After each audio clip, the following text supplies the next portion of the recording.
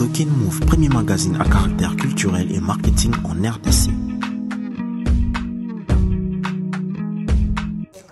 Strong The King Move pour vous servir. Salut à tous, mon nom est Jérémy Kabamba. Aujourd'hui, nous sommes en entretien avec une personne qui n'a pas l'habitude de se poser devant la caméra pour une interview comme celle-ci. On l'a eu comme par hasard. Elle vit pas ici, elle vit à Paris. Elle était là pour les vacances et on l'a chopée pendant ses temps libres, histoire d'essayer de parler de son parcours, de son métier, de ses kiffs et enfin découvrir qui elle est en dehors de ce qu'on voit sur les réseaux. Et j'ai dit comme ça, salut Sheila, tu vas bien? Ça va, oui. Ça va, ça va. On avait préparé un petit pitch pour te mettre à l'aise dans le bain. C'est une coutume pour nous, c'est une manière pour nous d'accueillir nos invités et les mettre à l'aise, histoire de leur permettre à bien répondre à nos petites questions. Je vais les lire. De la lumière des scènes européennes aux vibrations chaleureuses de Kinshasa, Sheila incarne l'élégance du mouvement et la force du renouveau. Ancienne danseuse devenue créatrice de contenu, elle trace aujourd'hui un pont entre deux mondes, celui de Paris, symbole d'inspiration et de rigueur, et celui de Kinshasa, berceau d'énergie, d'authenticité et de créativité.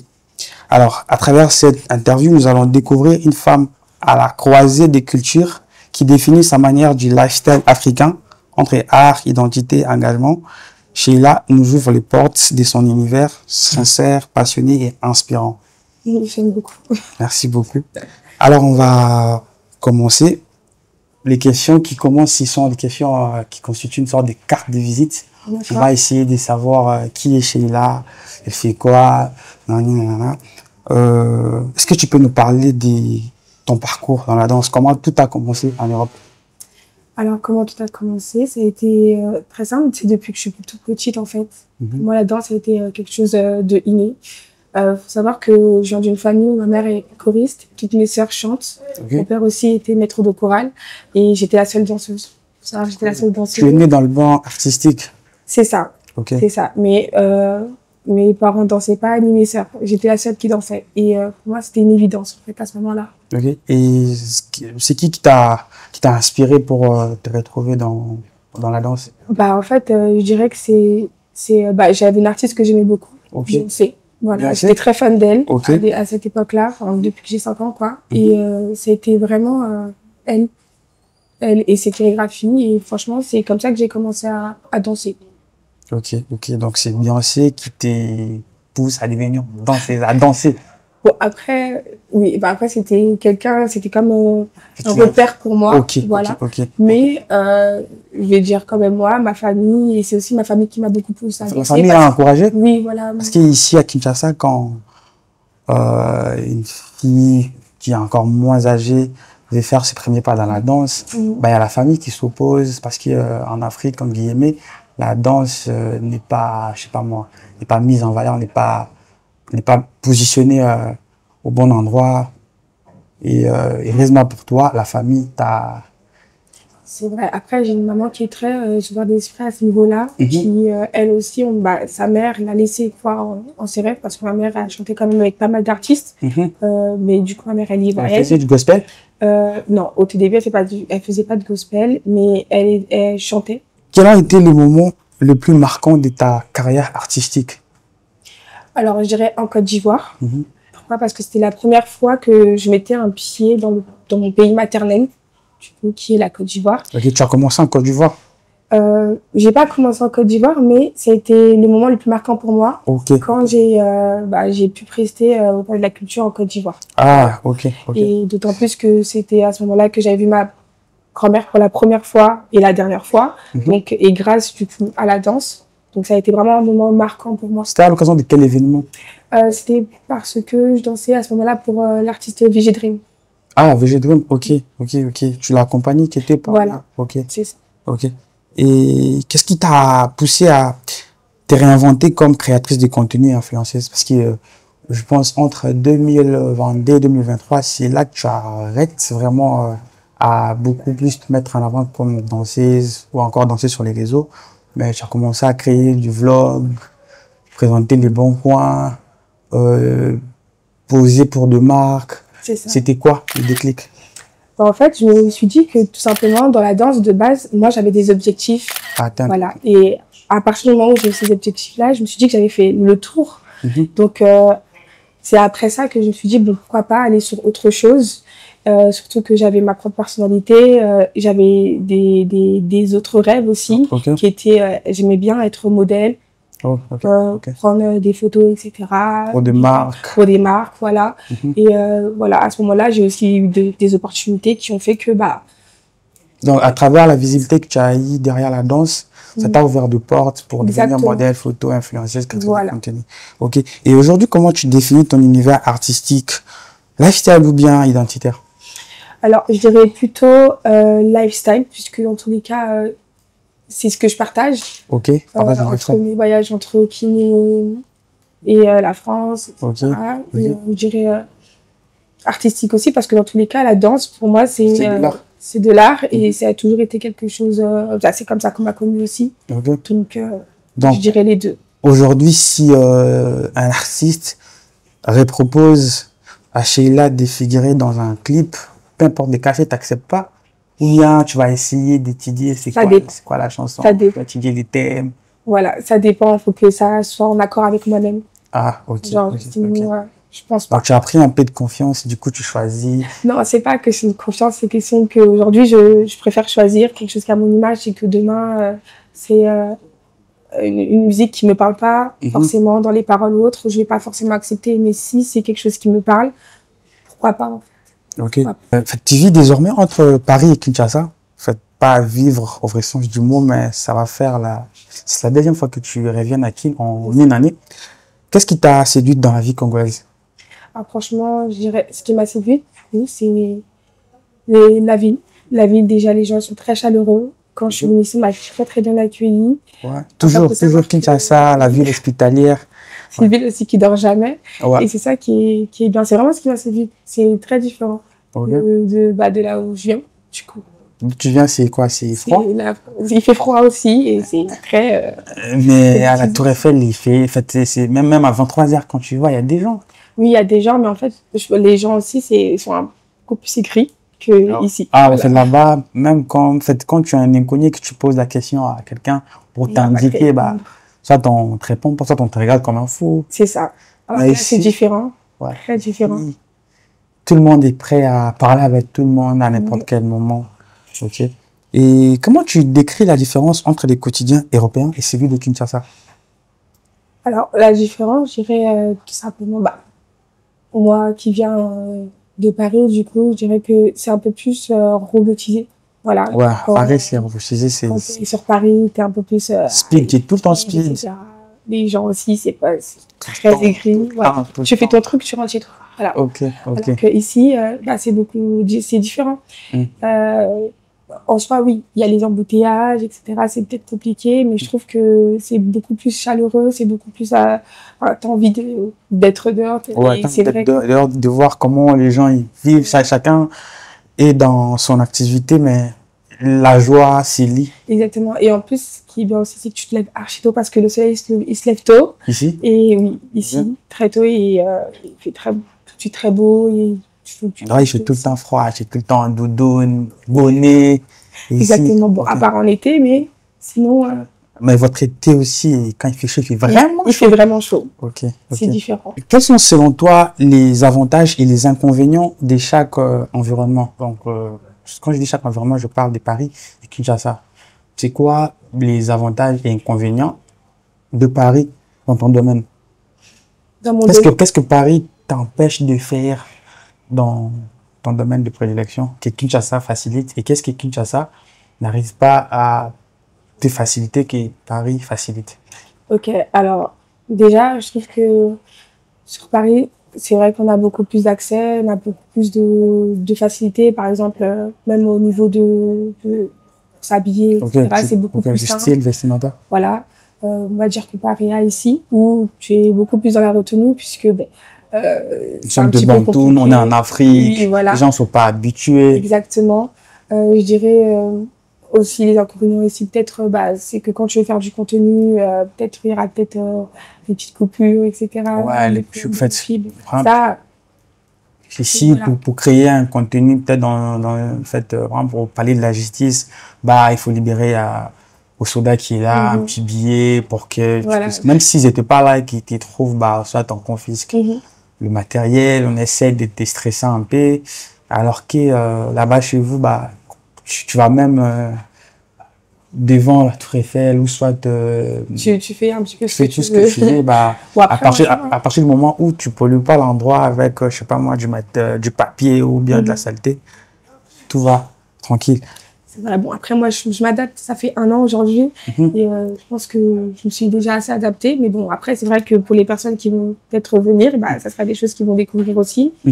Et voilà, après dans mon domaine, je dirais que sur les réseaux sociaux, en termes d'influence, en France, ben, les gens sont un peu plus sur la retenue. Voilà, un peu plus sur la retenue. C'est difficile d'avoir un nom en tant qu'influenceur. Quand tu arrives, faut quand même charbonner. Alors qu'ici, je trouve que on est beaucoup plus communautaire. Les gens soutiennent beaucoup. Il y a beaucoup plus de créateurs de contenu et je trouve ça fantastique en vrai. Après, ici, le créateurs ou créatrices de contenu et les influenceurs ont compris qu'il faut évoluer en synergie. Qu'est-ce qu'il y en a l'autre qui est fort, qui est photogénique, il y a l'autre qui maîtrise bien la vidéo, il y a l'autre qui a ses côtés lifestyle, tenue des villes, il y a l'autre, et lorsque vous créez une sorte de synergie, même le marque, quand il vous contacte, vous savez, vous entraider entre vous et canaliser le marché, faire en sorte que chacun ça va très vite. Je trouve, ça va très vite comparé en Europe, ça va très très vite. Mais le marché est tout cool de là, non? Parce que ça provient des États-Unis, ça part à Londres, puis ça descend Paris, Belgique, et Côte d'Ivoire, et nous on reçoit. On reçoit et on essaie de façonner ça à la mode du pays pour pas désigner. Et tu passes plus du temps sur quel réseau social? Alors, je dirais Snap. Plus sur Snap? Oui, Snap, parce que Snap, bah, c'est là où je partage vraiment tout. Ok. Donc tu fais beaucoup de vlogs, ok. Voilà, je dirais Snap. Ok. Pourquoi Snap? Bah, en fait, Snap. Pas Instagram, pas TikTok. Bah, déjà, je trouve que Instagram, ça a changé aujourd'hui. C'est beaucoup plus un autoportrait où tu vas mettre tes photos, etc. Voilà, c'est différent. Tu n'es plus dans les explorer pour voir? En fait, Snap, je trouve que en fait, on va pas se poser trop de questions. Tu snaps et puis voilà, tu mets ton contenu et puis voilà, ça reste 24 heures et puis voilà. Donc, je trouve ça beaucoup plus simple en plus, même pour poster, en fait.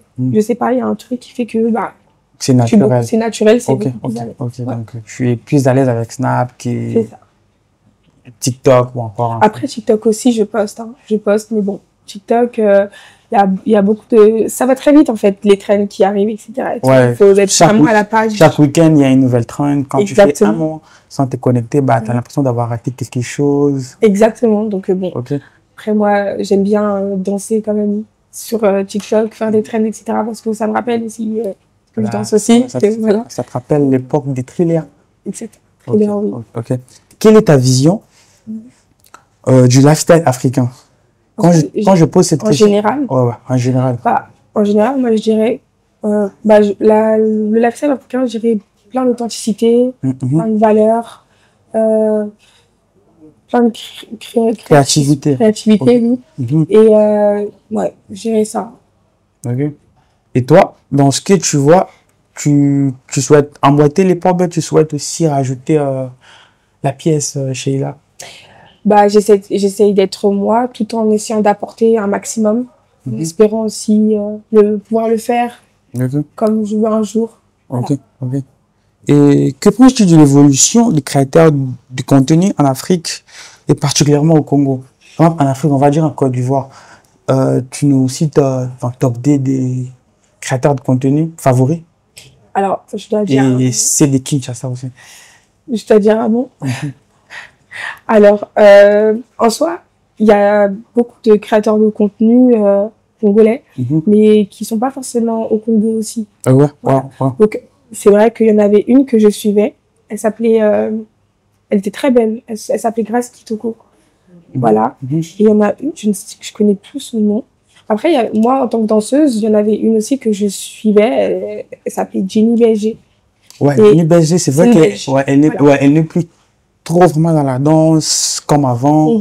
Elle est maintenant dans l'humanitaire, elle est aussi dans beaucoup de choses qui n'a rien à voir avec la danse, mais ça reste l'une des figures qui a aussi valorisé la danse sur le plan local. Parce qu'avec ses allers-retours, quand elle venait, elle dansait dans les rues, elle rassemblait du monde, elle a aussi organisé des concours, si je ne me trompe pas, pour la danse, et cela a permis à ce que les jeunes filles, les jeunes garçons d'ici qui dansaient dans l'anonymat, qui avaient cette honte de s'afficher sur les réseaux. Mais à force de voir les gens de la diaspora venir, aller dans le milieu réquisé, dans un marché, puis poser de caméra, danser, ça réveillait un truc. Exactement. Ça réveillait un truc. Et j'ai beaucoup aimé, moi même qui dansait, c'était vraiment enrichissant à voir aussi. Donc, Okay. Et quels sont les sujets qui t'inspirent dans tes créations? Dans la beauté, mode, culture, voyage, société, dans ces 5 sujets, quels sont les sujets qui t'inspirent le plus? C'est le voyage, c'est la beauté, c'est la mode, la culture? Je dirais la culture, parce qu'aujourd'hui, c'est ce que je partage, ma culture. Voilà. Les voyages, parce que aussi, je voyage entre-temps. Je dirais la beauté aussi, parce que, je suis une femme, donc forcément, j'aime bien m'habiller et prendre soin de moi. Et la mode, tout simplement parce que aussi je suis congolaise. Donc, congolaise 243, l'identité. Exactement. Comment tu vois ton rôle auprès de ta communauté? Est-ce que c'est inspirer, divertir ou encore éduquer? Alors, je dirais pas divertir, puisque c'est pas dans mon contenu. Bon, après, à mes heures perdues, je peux être drôle. Mais je dirais pas divertir. Je dirais plutôt inspirer. En fait, je souhaite inspirer et apporter beaucoup de choses. Et j'espère pouvoir le faire un jour. Et voilà. J'espère peut-être pouvoir lancer une académie où tu coaches, tu accompagnes, tu donnes des astuces aux petites sœurs qui veulent devenir danseuses ou encore tout justement apprendre la danse par passion. En soi, pourquoi pas. Franchement, ça serait quelque chose qui pourrait être bien, même pour des associations ou peu importe en fait. Mais vraiment, parce que il y a aussi ces danseuses qui vont dans des associations livrer des performances inaires. Quand on parle d'association, en fait, ici au Congo, on voit souvent ONG, on voit une association où c'est comme foyer. On récupère les orphelins, les enfants sans abri. Ça, franchement, c'est vraiment un but que j'aimerais vraiment. Tu aspires aussi, t'es lancé dans des œuvres caritatives? Exactement. Ok, ça c'est intéressant. Si jamais. Et tu as choisi de passer une partie de ton temps au Congo. Pourquoi ces choix maintenant? Tout simplement parce que je partage ma vie avec quelqu'un. Et cette personne-là, du coup, a eu l'opportunité de travailler au Congo. Donc, je me suis dit, de toute façon, j'ai toujours voulu venir au Congo et essayer de découvrir ma culture. Donc, c'était aussi... Donc, tu as suivi l'amour. Voilà. C'était une opportunité pour moi et j'ai sauté le pas. Ok. En tout cas, c'est intéressant. C'est aussi à encourager. Je pense que ça ne devrait pas être un complexe pour d'autres personnes qui vivent en Europe et qui leurs conjoints sont acquis pour le boulot. En fait, c'est lui qui doit tout le temps venir. On fait comme on peut. C'est important. Quelle est ta vision du futur pour la jeunesse africaine, notamment les femmes? Alors, pour moi, dans cette génération-là, ça serait des femmes qui osent, qui entreprennent, qui croient en elles et qui n'ont pas peur d'exister. Vraiment. Et je vois vraiment des femmes pleines de valeurs, pleines de richesses, tout simplement. C'est super. Et c'est encourageant. Mais aujourd'hui, j'ai comme l'impression qu'il y a ces mots féministes qui prônent sur les réseaux. Aujourd'hui, on voit tout le temps les femmes féministes, déclarations sur les droits de la femme. Aujourd'hui, les femmes revendiquent les droits, les femmes veulent être dans la politique, ce qui n'existait pas avant, je sais pas moi, 30 ans, il n'y avait pas trop ça, mais aujourd'hui, on voit des femmes ministres, et quel est ton regard face à ces revirements? Ça paraît être politique. Mais ça, c'est une question qui m'est venue comme ça avant de les annoncer. Franchement, moi, je trouve ça quand même encourageant pour la nouvelle génération, quand même. Aujourd'hui, c'est vrai que les femmes, il y a beaucoup de choses que pas forcément faire, etc. Et je trouve que c'est quand même encourageant pour la nouvelle génération dans l'émancipation de la femme. Exactement. Voilà, qu'elles peuvent oser, genre faire les métiers qu'elles veulent, oser entreprendre si elles veulent, tout simplement. C'est pas forcément que à l'homme, voilà. Et des 50-50. Oui. Ok. Bon, après chacun. Chacun. Mais voilà, je trouve que juste pour oser en fait, tout simplement, et faire le métier qu'elles veulent, peu importe. Ok. Suivre la voie qu'elle a envie de suivre. Franchement, c'est intéressant. L'entretien a été enrichissant. Ouais. Bien qu'on n'a pas vraiment évoqué tout le sujet, je pense que c'est pas la dernière fois. La prochaine fois, on pourra faire sous un autre format, peut-être dans un autre endroit. Exactement. Ça va dépendre de la disponibilité et que Dieu nous prête vie. Merci à toi pour la disponibilité. Et on va te laisser des annoncer. Merci à vous surtout. Ouais. Ça fait très longtemps en plus. En tout cas, en toi, le plaisir est partagé. Et on va te laisser désannoncer l'émission. Ok. Bah, merci d'avoir regardé l'émission. Ça me fait très plaisir d'être là avec vous, d'être ici dans mon pays. Et j'espère que on pourra avoir comme ça une interview et ouais, simplement. Super. Et vous pouvez aussi me suivre sur mes réseaux sociaux, sur Snap, Chilus, Instagram, Insta Sheila et TikTok Sheila. Okay. Merci à vous. Okay. Strong Dokin Move, premier magazine à caractère culturel et marketing en RDC.